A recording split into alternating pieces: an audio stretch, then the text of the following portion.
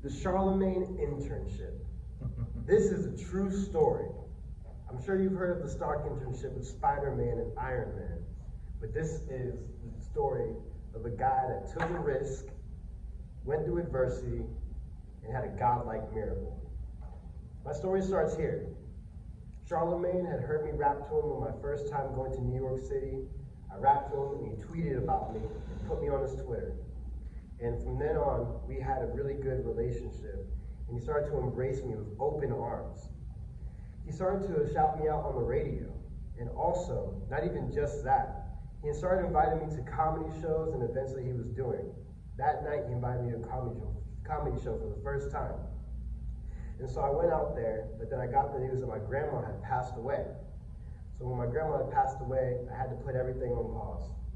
It was the first time I had lost somebody in my life, so I felt very like a sense of sorrow, and I had to put everything on hold and went back home. The next year, Charlamagne actually invited me up to the radio station for the first time, to my surprise. I had no idea what for or what he was gonna ask me to do, but I had a whole speech ready saying I wanted him to help me with my rap career. And so, with that being said, he actually brought me into rap for his coworker, DJ Envy. He says, "Nino, rap for DJ Envy right now." And I'm not gonna lie, I was a little nervous.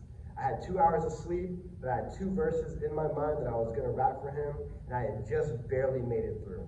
Redemption the next year happened for me. Charlamagne brought me again to the radio station to rap for his IG Live fans and just for himself to see if I could do better this time around. And I did. I pulled out a speaker and I nailed it, hit it right out the park. The next year, he started to invite me up to the station again to his podcast that he had. And since we were gaining a bit of a friendship, I finally gained the courage to ask Charlamagne God if I could have an internship with him directly in New York City. And he said yes. So then what I did was I told my job, I put in my 2 weeks, I quit, packed up all of my stuff in a Nissan Versa car off a bicycle, and I drove all the way to New York City and even left the girl I was talking to back home. So I took a big risk and I went to New York City, and then I didn't get the internship because Charlamagne was going through his own personal battles. So we agreed I could be mentored for him for 4 months, but not an official school internship. So I started to roam around New York City from station to station. But then nothing was really going my way. I kind of felt like I was in New York City for no reason at all. I felt like I was just losing myself to everything that I had dreamed and hoped for through Charlamagne.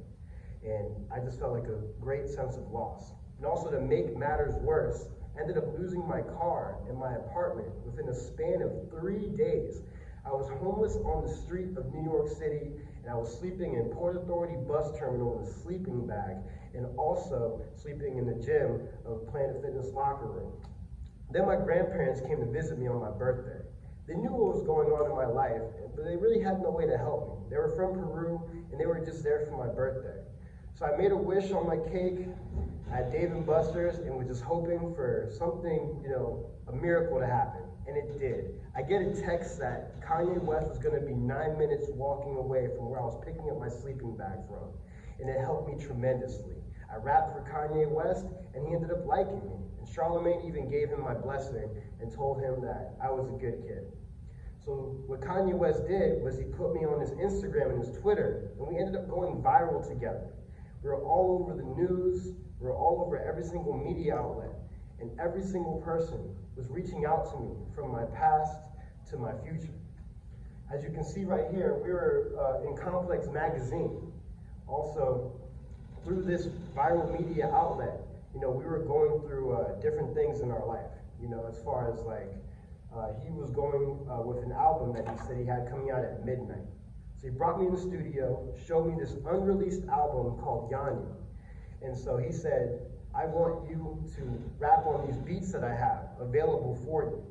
So what I did was I went in the studio, I listened to everything, and I then came to this hotel called the Mercer where Kanye was staying at. They had me work on different music for his album, but then Kid Cudi had to use that specific room because apparently they recorded Watch the Throne with Jay-Z in that room. It's a very special room. And so we moved over to a different studio called Germano Studios, where they recorded My Beautiful Dark Twisted Fantasy, where I then had the chance to record to 3 more Kanye West records. And it was just one incredible experience that really helped me out for my dream. So I got to work on this Kanye West album, 5 songs, changed my life by taking a risk and by just going through my adversity, and also, like I said, a godlike miracle. Charlamagne, thank you so much for the opportunity and the Charlamagne internship. Thank you so much. That's so good.